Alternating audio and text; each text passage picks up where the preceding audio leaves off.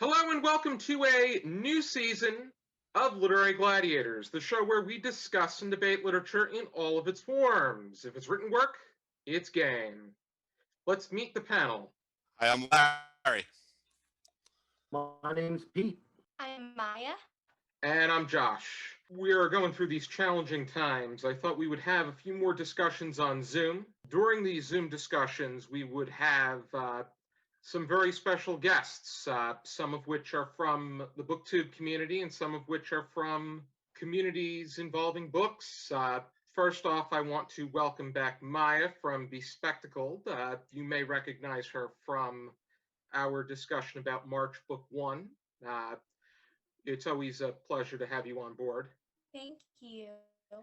And appearing on our channel for the very first time is the owner of Barrier Island Books and Art in Stone Harbor, New Jersey. Pete, it is great to have you on board. I actually first visited Barrier Island Books and Art back in 2019. I did a book haul, as I do for most all of my independent secondhand bookstore visits. And during the pandemic, the heat of the pandemic, Pete started releasing some of his own videos on his Barrier Island Books and Art channel, and he called them Bayside Book Chats, which were similar to Thoughts from My Library that I did in the spring months of pandemic. So I wanted to have Pete on board, and I thought that this would be the great opportunity to do so. Great. Yeah, welcome, Pete. Already, to kick off the season, we are going to be going over a work that Larry selected, and that is The Adventures of Huckleberry Finn by Mark Twain. Larry, I will give you the speaker power for this one. Okay. So I guess what I'll do first is introduce the work. It's The Adventures of Huckleberry Finn. It was written in the 1880s by Mark Twain. It's a sequel to The Adventures of Tom Sawyer. Tom Sawyer is a character in both of these works, and so is Huckleberry Finn. And it takes place in the 1830s or 1840s, so it's in the slavery South, so to speak.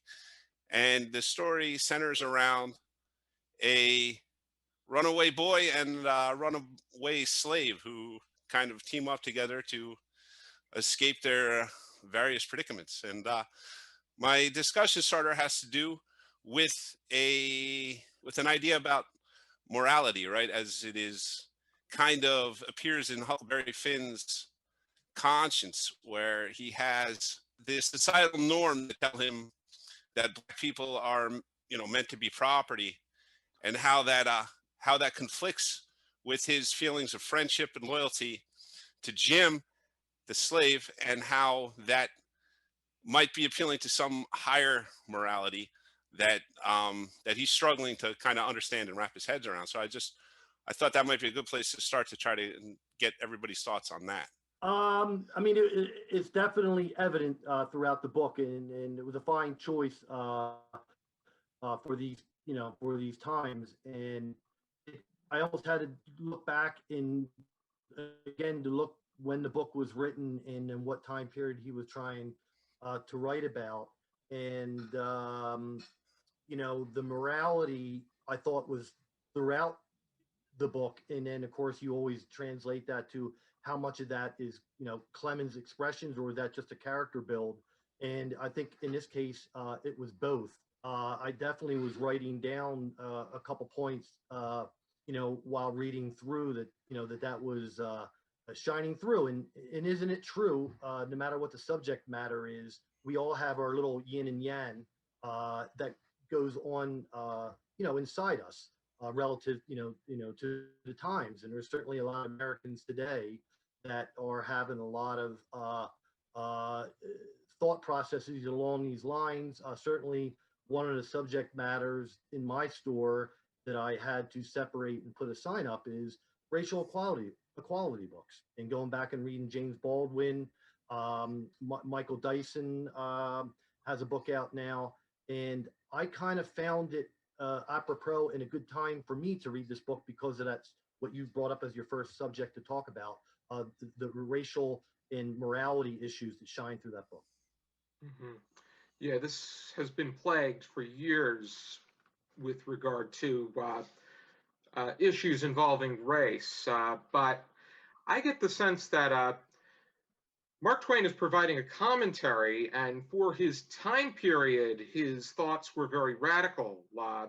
For today's time period, Absolutely. it doesn't seem like he only gets so far below the surface. He doesn't make it to where we are today, but he was only able to reach a certain point. It took him uh, almost 10 years to be able to complete the finished product, and it was released in Britain before it was released here, but that was because of a cover issue. As far as the work at hand is concerned, I think it was Laura Pora from Let's Get Fictional made reference to the fact that there are a lot of or as time has gone by, there are works that have been able to touch upon this issue involving race a little bit better. It serves its own merit, but it seems to fade with time. Well, I think part of that is that the fact that it was written for an audience that was still very hostile to the idea of the freed blacks, right? I mean, written in the 1880s, we're only about 30 years removed from the Civil War, and I think that he's trying to use a lot of humor and trying to approach people in a sense where they might not have their defenses up. And I think that might have been part of his approach there. I agree. I'm a big fan of political satire, sometimes to cut through, and sometimes political satire doesn't have to be heavy handed. It can be slight and adjusted to. Like what Pete said with what's going on in the world right now. I'm currently in AP US history, but we just finished learning about black, but interest from both time periods meant to touch. How pervasive it's an important piece. 14, 15-year period. They're not reading Hardy Boys. You know, they're reading Ready Player One. They're fans of Star Trek and Star Wars. Yeah, I think that's a good point too. You know, I mean, the one thing, you know, a good job of capturing the mind and spirit of a kid in a way that is, On one hand, yeah, it's got that same, you know, grow up thought process. Because this was the time when we were That can be compared to. because in my opinion he represented kind of the individualism of the time, but then again I guess you could argue that he also represents. How about you, Josh? I'm just trying. Oh, my internet's so bad here right now. I'm just trying to get a hold of what you guys are saying, to be honest. Okay. Oh, are we in real time right now?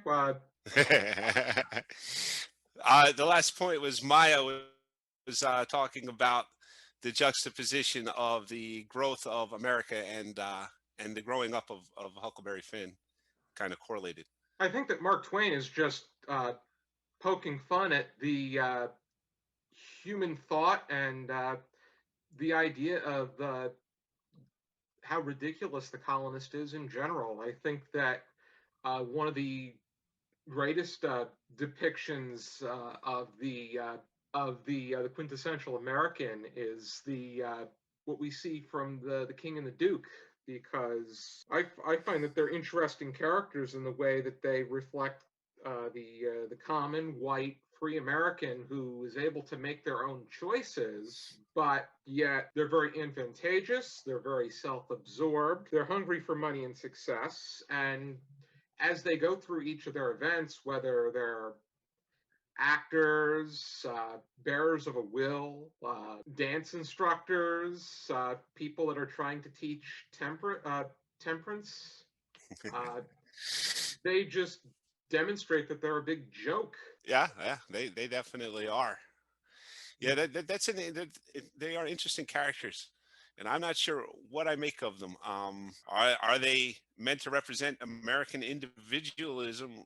I'm not sure with breaking Jim out and the way that he's looking to books to try to figure out how the proper way to break somebody out of prison, right? Which is such a I think that's a bit just an instinctual thing. If you're looking to it's a break someone, fun out of prison. you're not. Your object is not to how to do it properly, or yeah, it's not necessarily how to do it properly. It's more so an intuitive thing for something along something for Huck or for Tom or for someone in that situation. I think it's like the idea of doing what's proper and But is there really a such thing as proper? what What really is that proper in this area? means. Hmm. Because he's surrounded by a bunch of people Whether that aren't proper. or not that is whether or not yeah Example of Clancy and Hunt for Red October rather than having to make it up from imagination. yes, I would agree with that. Totally different. So I definitely agree that. In real time? Yeah, go ahead, Josh. Oh, please forgive me. What was the last point? I know Maya had the last point. Right. And it's authenticity. Authenticity, you said? On what accord? On the accord of where the author is from, whether that be like a physical space, like the Mississippi, or I think that in Mark Twain's situation, or Samuel Clemens as Mark Twain, his situation, it's very, it's authentic in the accord that he's writing about a character that is somewhat similar to his situation, responding to his situation. But I think that there are particular details that are switched around in order to fulfill the narrative. If you want to compare someone like Huck Finn to his good friend Tom Sawyer, I think Huck Finn is a little bit more relatable in how Tom Sawyer is very much a go-getter, whereas Huck Finn is a little bit more laid back per se. I think Huck is definitely an impulsive kid. Not sure about Lady who wants to. He's still a bit. He's still what somewhat. Wants to do. He's an interesting individual, to say the very least. Definitely. Where the stories that he tells, the way that he goes about things, the way that he dressed up as a girl in order to hide out in someone's house. He does seem to think things through. I think that the one thing for me reading this is I probably should have read The Adventures of Tom Sawyer first, because while this stands on its own pretty well, I also feel that I would have gotten a clearer idea from the original story, Adventures of Tom Sawyer, as opposed to this one, even though this one really has seemed to garner attention for how it brings about specific attention to racial issues. Yes, this is definitely, I think, the more read and remembered work. Although The Adventures of Tom Sawyer is good, it doesn't have the same kind of social ramifications as this one. The characters, it might be helpful to tell. It doesn't stand out. I think that the main he's more of of someone who's trying to sort these things. Sawyer, it's laid out, and Huckleberry Finn, I think, is more interested in figuring things out for himself. Agreed, and obviously Huck's the one who's figuring things out on the fly. That Tom's got a clear path that he's following. I'd be interested because I also haven't read Tom Sawyer, but based on what I've heard about it, grown up, even if the characters are around the same age, so I'd be interested to hear. Still has the ability to be read and enjoyed by an adult. So I would even for nostalgic reasons of being a kid yourself, a lot of entertainment value. But yeah, this one are a little bit more grown up themselves. One thing that I wanted to explore was the character of Jim and the strength of his character. Because I personally felt that even though he was in the circumstance that he was a slave during either the 1830s or 40s, the way that his character was depicted on the exterior and the way that he spoke was somewhat, it was accurate for that period of time. But at the same time, you didn't get really into the interior of him. He really wasn't depicted in a human kind of way. And in my Barnes and Noble Classics edition of Adventures of Huckleberry Finn, there is an introduction by Robert G. O'Mealy, who said that he, as a black writer and instructor, couldn't even identify with Jim. He said he himself identified more with Huck Finn. What do you make of that? I would say that Huck Finn is the main character. The story is written through his perspective. I think that the audience is intended to relate to him. I would also say that I think that that Jim, being not the narrator of the story, and being the fact that he's being written about by a kid who's very confused about the nature and status of a black person, right? I mean, I think maybe in the last chapter might be the first time that he even refers to Jim as a man, and I think that that kind of the lens through which the story is written, and because of the fact that it is written through a kid who was raised pretty racist, might be more to blame. But at the same time, the character of Jim, I think we definitely see his humanity. I think we see him mourning the fact that he isn't able to see his wife and kids. We have the story about how he discovered his one child to be deaf and dumb, and how he blamed himself for the way that he treated the child prior to that. We have the courage that he shows at the end when Tom Sawyer is shot and he comes out of the wood. I mean, he's probably the best character in the story if you as far as judging people.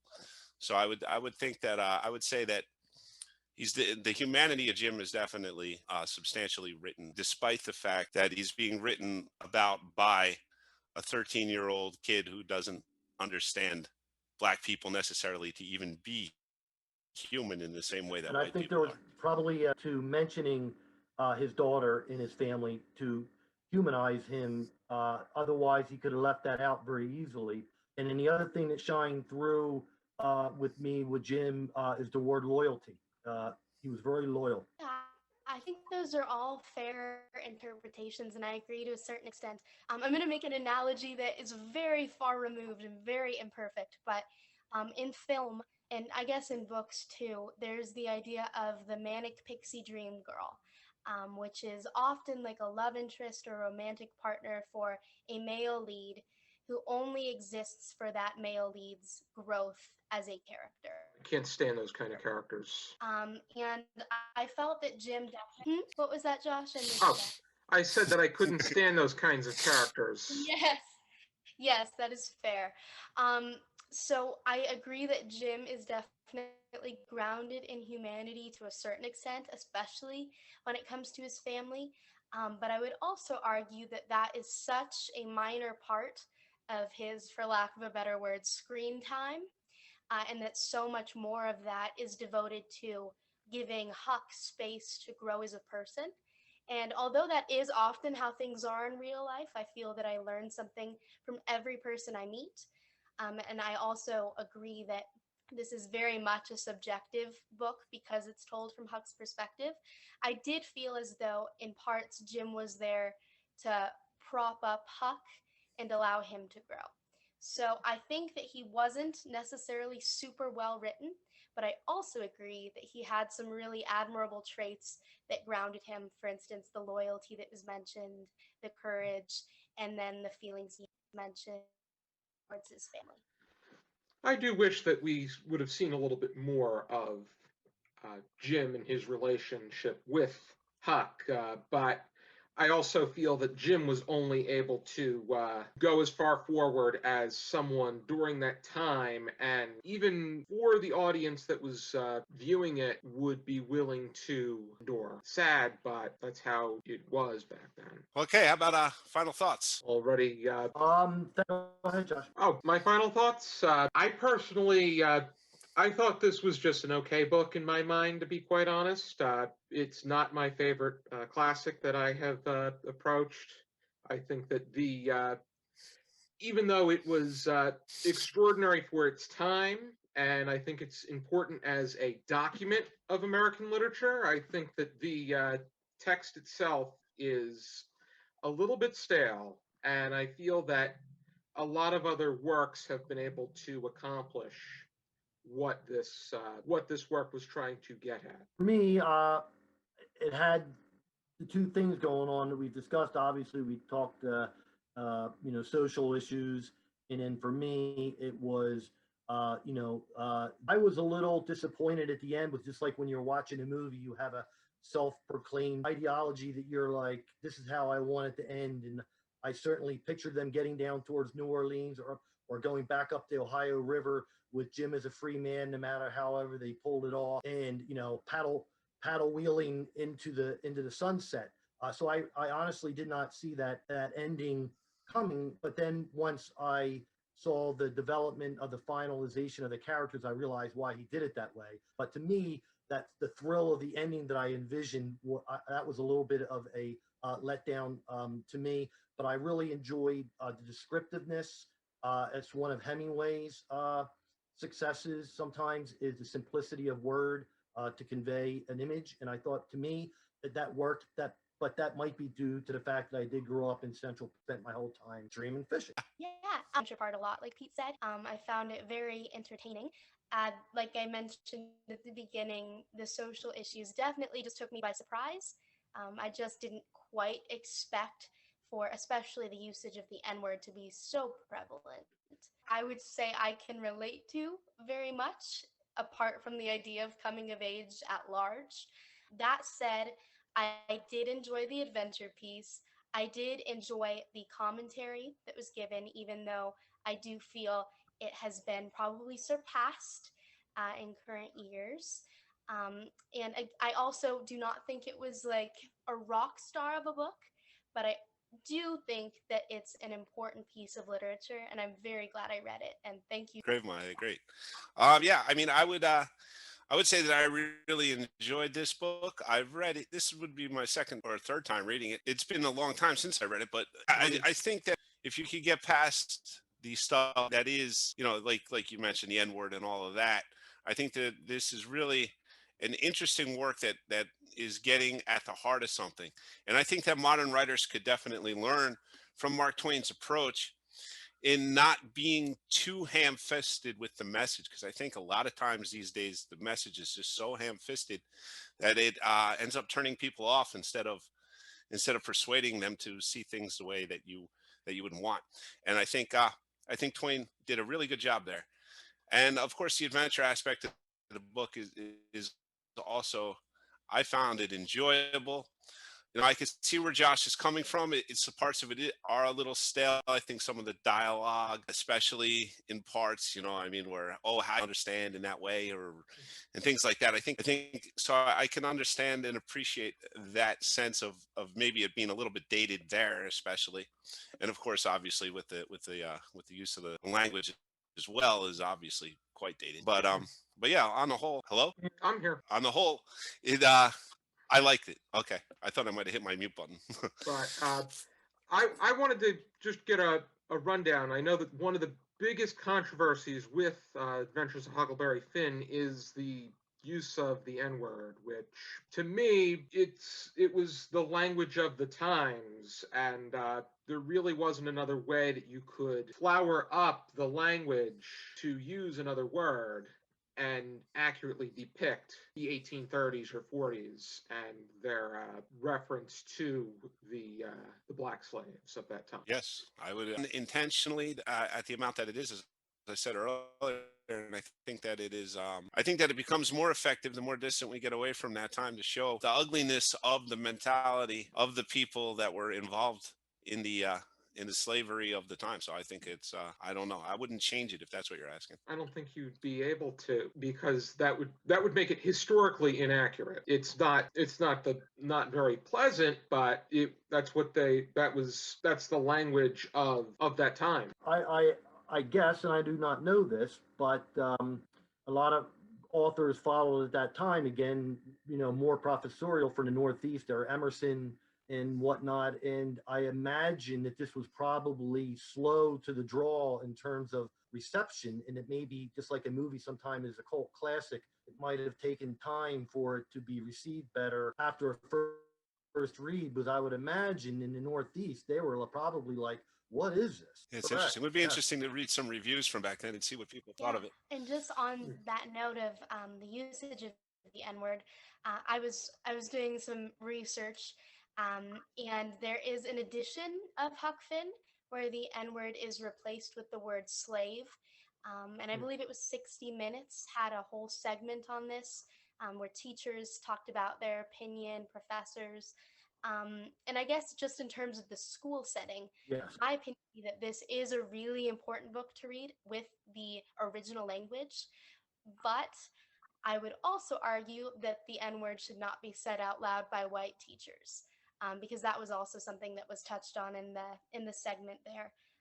So I think that it's important because it is a racial and political satire, and I think that taking it away takes away the opportunity for students and people in general and readers to have a deeper discussion about race and its implications today. Absolutely. It's to hide from things.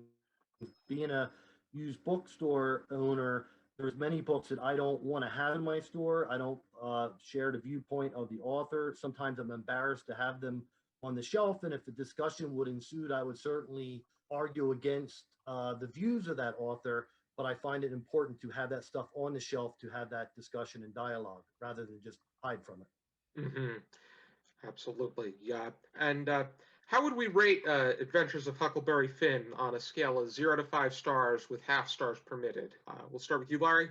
Okay, I'll go. I'm going to go 3.5 to 4. And the reason that I do not go higher is for some of the reasons that you mentioned, Josh, about it is a little bit stale in places, and maybe a little bit longer than it needs to be. Where where it seems like you can let a joke go a little earlier in some places, and it gets a little bit tedious sometimes.